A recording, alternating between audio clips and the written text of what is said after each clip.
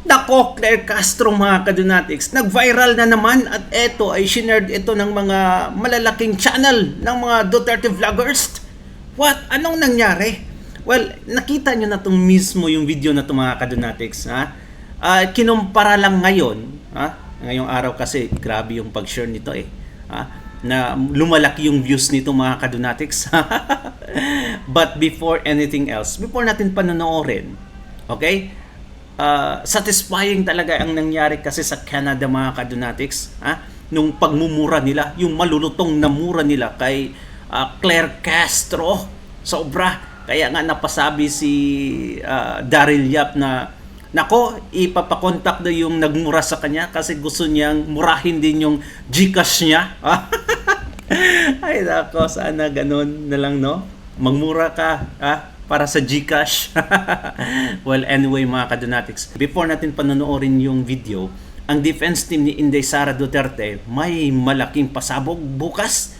Bukas na kasi magsisimula yung impeachment case ni Inday Sara Duterte mga kadunatics, which, kung ako yung tatanungin, ayaw ko talaga mangyari yung impeachment trial na yan mga kadunatics. Alam naman natin na kung gaano pinupolitika nila ang impeachment ni Inday Sara Duterte, which, mga kadunatics, hindi talaga deserve Inday Sara Duterte ang ma-impeach or at least man lang may impeachment trial. No, mga kadunatics. Kaya nga mga kadunatics, nasabi ko sa sarili ko na ayaw ko talagang makinig sa impeachment trial na yan. Pero i-try natin bukas mga kadunatics makapag-update man lang, kahit ayaw ko talaga. Sobrang ayaw ko.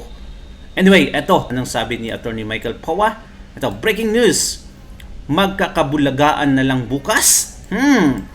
VP Sara Duterte Defense confirms surprise witnesses may take the stand. Nako! Ito na ngayon sinasabi natin mga kadunatics. May surprise witness nga talaga sila. Ito na ba yung sinasabi ni Inday Sara Duterte na I want bloodbath? Ito na kaya? Well. Kaya nga, itong si Luis Tro, ang demonyita, ang demonyo ng kamara mga kadunatics, nananawagan siya na ipagpanalangin daw na makonvict talaga si Inday Sara Duterte. Can you imagine that? Isang demonyita nananawagan ipag-pray mga kadunatics. Sino? Kanino kami mag-pray para makonvict si Inday Sara Duterte? Sa amang mong si Lucifer? Ay, pastilan. Nakakaya talaga, sobrang nakakaya. Ito, panoorin nating video mga kadunatics, ang pagwawaldas ni Auntie Claire Castro. Nilabas kasi itong video na to, okay? Because yung pahayag niya sa Canada na sinabi niya na wag asal bastos daw mga Pinoy. Kaya ito, nag-viral ulit. Panoorin natin mga kadunatics. Dami ko nang sasat Paano ako? Confidential mo, kailangan malaman ko rin yung reklamo sa akin, ma'am. Ano dyan? Anong case number? Ipapay pangalan yung kaso. Ipapay pa lang ang kaso. Si Claire Castro. Ipapay pa lang ang kaso para hulihin. Walang warrant of arrest. Walang warrant of arrest. Sir, walang warrant of arrest to. Ma'am. Sir, walang complaint.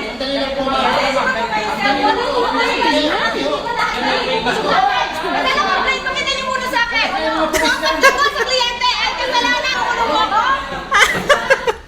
Yan ba yung sinasabi na wag sana tayong bastos?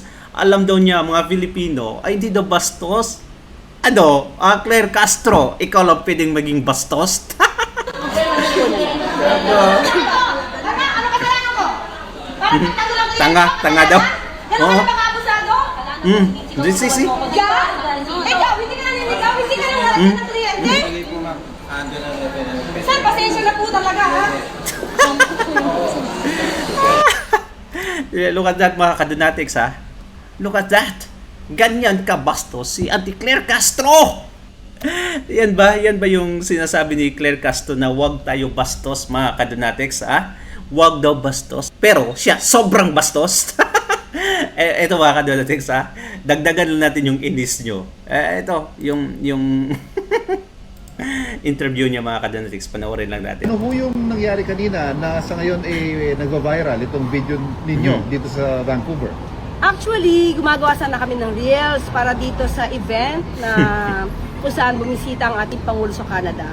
So gumagawa kami ng reels, tapos may lumapit sa amin na Pilipino. So, ngumiti ako, tinanong niya ako si Yussi Claire, sabi ko, yes. At doon, sinasabi niya na, sumigaw na siya, you ask your president to resign. So, kinuyog na kami. Samantalang, kung tutusin, kami nagtatrabaho. Hindi kami Nagtatrabaho. Sabi nga ni Tony Harry Roque, okay, so ngayon pala, ang pagiging spokesperson, hindi ito verbati mga kadonatics, not word for word, ay part na pala. So ngayon pala, ang pagiging spokesperson eto pala, ang pagre-reels ay part na pala ng pagiging spokesperson. Wag kami Claire, nagtatrabaho. Baka kasi Ay, dito, nako. we're just doing our job, pero nahinto yun. Hindi na kami nakapagtapos ng aming pag-shoot ng reels dahil nga may mga Pilipino ganito yung ugali. Pero hindi ko alam kung saan sila grupo, pero yung naratibo nila, yung tipong BBM resign. Okay. Yung naratibo nila ay maleta. Yung naratibo nila magnanakaw. So, at sinabihan ako na pangit. Sabi, sinungaling. So, nung Pangit ka naman talaga, Ate Claire. Napakapangit ng ugali mo. Okay. bilang pangit daw ako, feeling ko sila yung sinungaling. So, may mga ganyan tao. May freedom of expression tayo, pero hindi naman kailangan maging bastos. Pilipino kayo, hindi naman ganyan ang ugali ng mga Pilipino eh.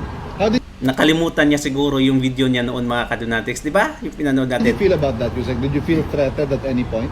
At that time, dalawa lang kasi kami ni Director Robertson. Kasi nga siya yung kumukuha sa akin. Siya yung kumbaga, sa kanya yung hawak yung camera. So, threatened. Siguro in a way, kasi dalawa lang kami. Hindi ko alam kung mananakit sila or what. Kasi parang, siguro yung grupo naman nila, parang kung sino man yung iniidolo nila, parang sanay sa bayolente. Yung magiging bayolente. So, Banggitin mo na kasi. Duterte. Sige, Duterte, banggitin mo na. Mahiya ka pa. Kapal mo. siyempre hindi namin alam. Buti na lang, thank God, na pagtawid Thank- kasi namin, hindi namin alam na may mga police officers. So pagtawid namin, so kinausap na namin sila kasi sumusunod sila eh. Di ba? So, pero, kung ganyan talaga ang magiging ugali ng Pilipino, hindi kayo uunlad. So, kawawa pa rin kayo. Oh! Wow, hindi kayo uunlad. Wow, mga kadonatics, kawawa pa din daw tayo. Kaya daw mga kadonatics, magnakaw tayo para uunlad. Ay nako, Auntie Claire Castro, isa kang pambihirang nilalang talaga mga kadonatics. Kaya nakakapangilabot mga kadonatics pag itong mga taong to binabanggit yung thank God, like I don't know kung kasalanan ba sa part ko to na ganito ako mga kadonatics, but it's justifiable kasi sobrang galit talaga natin sa mga nangyayari ngayon, sobrang galit. Kaya nga ito mga kadonatics, ang pahayag ngayon which is alam ko na din to, matagal na, but ito sinabi uli ni Mike Defensor, former congressman mga kadonatics, kung gaano binalahura ni BBM ang subway sa Pilipinas. Supposed to be matatapos na yan mga kadonatics. Okay? Pero anong ginawa sa budget? Eto, panoorin natin. Grabe talaga. Di mo kami mabiblame, Asong gala, Auntie Claire, kung bakit minumura ka namin, kung bakit galit na galit kami ngayon sa gobyernong ito. Ito. Yung Metro Manila Subway, sayang, 2028 tapos na to. Itong subway na to. Pero anong ginawa nila? Kinuha nila yung pondo, counterpart natin sa mga proyektong to, ilalagay sa program. Grabe, no? At ang kapalit, yung pondong kinuha, ibinalik dito, nilagay sa flood control. Sa maleta. Sa maleta. Yan yung pinapoint out ko na So hindi na magiging 2028 yung subway. 2032 na ang projection nila. Grabe. Ang dahilan nila, yung boring machine daw mabagal. Kaya nga daw boring machine eh. Boring machine ang tawag doon, di ba? Yung nagbubutas. So, Actually, ang talagang projection, even during the budget deliberations, 2028. Galing na to sa DOTR. Hindi na to matatapos. 2032 na. At ang, nakaw. penalty natin dahil sa delay is about 400 billion total. Wow. Oh my gosh. Fast. Unbelievable. Sir Mike, nabanggit niyo po na kayo po ay nagtutulak ng batas sa Kongreso. Does that make you a pusher? Joke lang. Kaya tanong naman yan. Masyado ka nakahawa ka na kay Atty. Perdito Paco. Gusto ko kasi happy ka. Tawag dito hindi coronavirus, Ano? cornivirus. Sir Mike, ang tagal niyo na pong nagsilbi sa Kongreso. Sa tingin niyo po, ano yung pinakamalaking pagbabago ng Kongreso noon sa Kongreso ngayon? Alam mo, maganda yung tanong mo na yan kasi nung panahon namin, klarong-klaro sa amin yung oposisyon. Talaga. So, ngayon kasi ang nangyari, kung sino yung oposisyon, pinipili na rin ng speaker ng grupo. Nag-elect na rin sila. O, ikaw na lang yung minority. Ito yung gano'n. Anyway, having said that, nung panahon namin, talaga yung debate, ini-encourage. At kahit na yung mga budget deliberations, before the submission of the President, kasi July yan, after SONA, bago pa lang doon, nagkakaroon na kami ng mahabang hearing. Walang question to ng mga ano bang pondo namin, ano yung kailangan namin, ha? These are policy questions na pinagdidebatehan sa Kongreso. Now, bakit important yun? Kasi, kunyari, example lang, tinawag niyo ang Department of Health at nakita niyo yung mga pondo. No, tatanungin niyo, bakit dito tayo naglagay ng gamot? Bakit kunyari may reproductive health program? Bakit bakit puro assuming, for example, ang mga gamot ay para may sakit na. Ano yung ginagawa natin sa preventive health? So, mahabang debate yun. No? For example, ngayon may problema tayo sa West Philippine Sea. So, malaking question dyan sa foreign relations. Malaking question dyan sa national security. Yes. On a policy level, ang lalim ng mga debate. Inabot kami ng alas 4 ng umaga. Talaga? Oh. Wow. Nakikinig kami, nagdidebate kami, nag-usap kami. Pag-submit ng budget, again, policy questions yun, mahaba. Pagkatapos, ilalagay na sa subcommittee levels. Sa subcommittee, pwede ka na mag-push, kunyari, ako, ang advocacy ko parate, yung hospital sa district ko. Wow. Diba, sinasabi ko, bakit ganito yung ibang hospital, yung hospital ko ganito. That's number one. So, very encouraging yung lahat ng debate, from the plenary side to the committee side. Bakit importante yun? Because you are developing leaders of the future. Yes. Number one. At gusto mo, yung leaders mo, current leaders mo, understand yung policy-making process. Understand the laws. Understand ano ba yung polisiya talaga natin. Yes. Kunyari, tayo ngayon, pag tinanong mo sa Kongreso, do we really understand, let's say, our relationship with China in the US? Yes. Ano ba ang trade relations natin sa kanila? Yung ating pakikipagnegosyo, magkano ba investment nila sa tourism? Ito yung mga bagay, di ba, na dapat naintindihan natin. Yes. Ngayon, for policymakers, ang pangalawa niyan, nung panahon namin kasi, and ito binabatikos na ito nung araw, ang budget namin was 70 million per district. 70 million. So 30 million, sasabihin nyo, soft. Ito yung mga ospital. Yes. So maglalagay ako sa Quirino, maglalagay ako sa East Avenue, maglalagay ako sa Heart Center, maglalagay ako sa Children's Hospital, which is all in more or less, Quezon City. Yung 40 million, kasi ang konsepto mo sa national budgeting, maraming ginagawa ang national government, let's say, kailangan niya ng flyover, kailangan niya ng major na tulay, kailangan niya ng riles, kailangan niya ng ganito. Yung mga problema ng district, baka hindi niya nakikita. Meaning to say, baka kailangan ng ng bridge para yung mga batang mahihirap, makatawid, makapunta doon sa eskwelahan nila. O kailangan ng additional gusali sa paaralan. O kailangan mo doon sa Quirino or sa isang health center mo ng additional infrastructure. But that is only 40 million.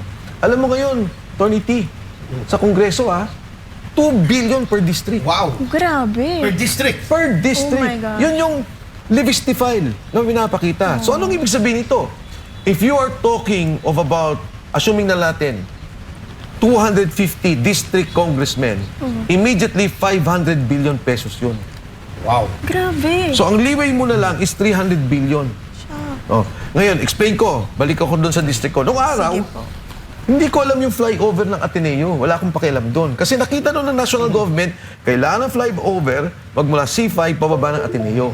Kailangan palakihin yung daan ng C5. Kasi yan yung dumugtong na sa E. Rodriguez. Yes. Akyat sa Katipunan, dyan na yung district ko. Lagi ako dumadaan dyan. Palabas sa Balara, di ba? Attorney Topacio, tapos akyat ulit, papunta ng Mindanao Avenue.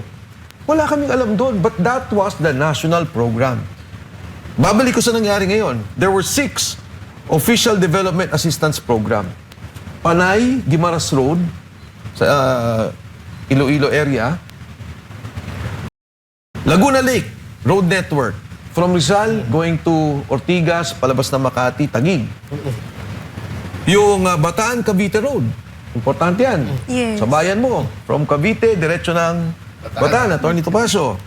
Yung North Rail na magkoconnect ng Clark papunta ng dito sa ating airport. GMA yung plano yun, di ba? Yung planong yun. Oh, in fact, in fairness, panahon pa ni President, I would think, President Era pa rin nagsimula. Oh, Era, Ramos pa rin nata, nandiyan na yan.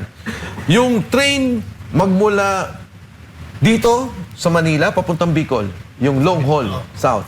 At saka yung Metro Manila Subway. Yung Metro Manila Subway, sayang, 2028 tapos na to. Itong subway na to. Pero nung ginawa nila, kinuha nila yung pondo, counterpart natin sa mga proyektong to, ilalagay sa program. Grabe, no? At ang kapalit, yung pondong kinuha, ibinalik dito, nilagay sa flood control. Sa maleta. Sa maleta. So, yan yung pinapoint out ko na So hindi na magiging 2028 yung subway. 2032 na ang projection nila. Kasi Grabe. ang dahilan nila, yung boring machine daw mabagal. Kaya nga daw boring machine eh.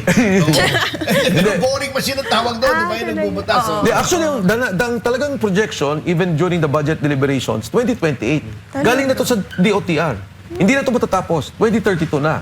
At ang penalty natin dahil sa delay is about 400 billion total. wow. Oh my gosh. Yun Unbelievable. hindi nalalaman ng tao. So ang pinupunto ko dito, Tony, tanong nyo ulit sa pagdating ng district at saka national, nung panahon namin, Grabe. priority ang National Infrastructure Program. Yun. Di ba? Kung may mga district ka and kailangan gawin, okay. But can you imagine in my district, naglagay ng 100 million sa St. Ignatius, naglagay ng 150 million ata sa Blue Ridge. Basta ganun eh. Maraming mga kalye, ganito. Eh sayang, sana itong mga pondong to ibinigay sa magsasaka, Yes. sa mga irrigation programs. Kasi mayayamang lugar yun. At hindi naman ganun kasama ang kalye. At tingin ko, kung sakaling ayusin, hindi ganun kailangan pondo ang kailangan. Oo.